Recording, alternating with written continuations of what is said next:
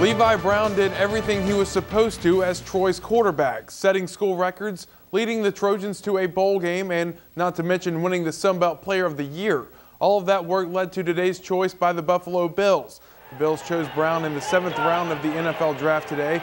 He was the 211th overall pick in the draft. The Tennessee native was the first Trojan pick to go pro this year, but not the last. Defensive end turned linebacker Cameron Sheffield went to the Kansas City Chiefs in the 5th round.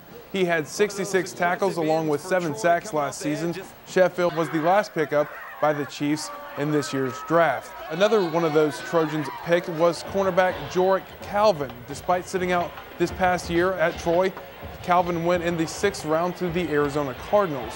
He recorded 2 interceptions, forced a fumble, and recovered 2 in his junior season.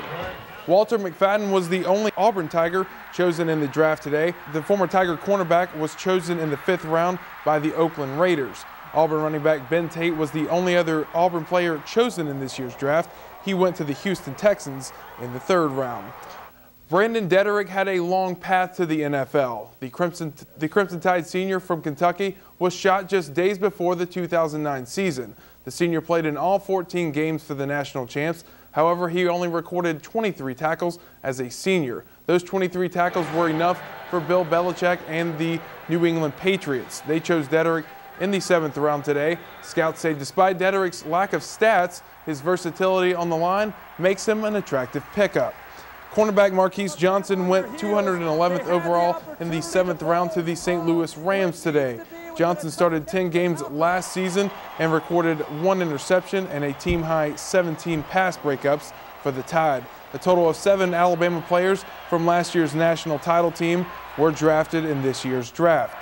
Colin Peake did not hear his name called in this year's draft. However, hope is not lost for the Crimson Tide's tight end. Moments after the end of today's events, Peake agreed to a free agent deal with the Atlanta Falcons. He joined former teammates Mike Johnson and quarterback John Parker Wilson on Atlanta's squad. Former Auburn quarterback and 1st-round draft pick Jason Campbell is heading out west. The former Washington Redskin signal caller was traded to the Oakland Raiders today for a future undisclosed draft pick. Campbell was drafted 25th overall in the 2005 draft. The rain has dampened plans for today's nationwide series race at Talladega. Despite yesterday's report that the race will go on, track officials were forced to postpone the race until tomorrow. So tomorrow, the Sprint Cup Series will run first, followed by the nationwide race. It is the 2nd weekend in a row NASCAR has been forced to a doubleheader. Spring is an interesting time for 2-sport athletes. Spring football crosses over with baseball games for Alabama State's Kawan Riley. He splits time at free safety and center field. And with more on the double threat from Wetumpka, here's the A-Team's Stu McCann. College is a time to get your life organized, and Kawan Riley has taken that to heart. He had to carry a planner around with him because his schedule was so busy. In the morning, I just go to workouts, then I go to class. I go to football practice, or either I go to baseball practice. It's on according to what days it is. The scheduling tool was mainly for his benefit because it wasn't tough to find ASU's multi-sport star last weekend. Saturday and had a great day.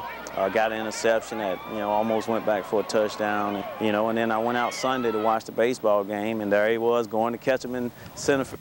Riley split his time evenly between safety on the football field and center field on the baseball diamond over the last month, practicing with each 3 times a week.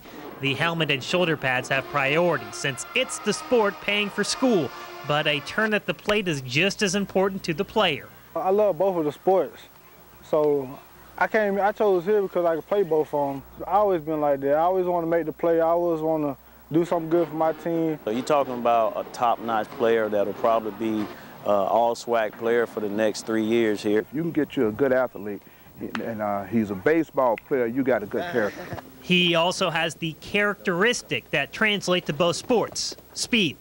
Whether Riley's hunting down a turnover or chasing down a fly ball, number 26 can cover a lot of ground. Kawan has the speed. You have to slow that kid down. I always tell Kawan, I said, Kawan, you can't steal every time you get on base, but he's that type of kid. He's an aggressive kid. Has Coach Barlow had to have similar conversations with you? Nah, Coach Barlow always tells me to deliver the hit. That is exactly what both coaches are rooting for. At Alabama State, Stu McCann, CBS 8 Sports.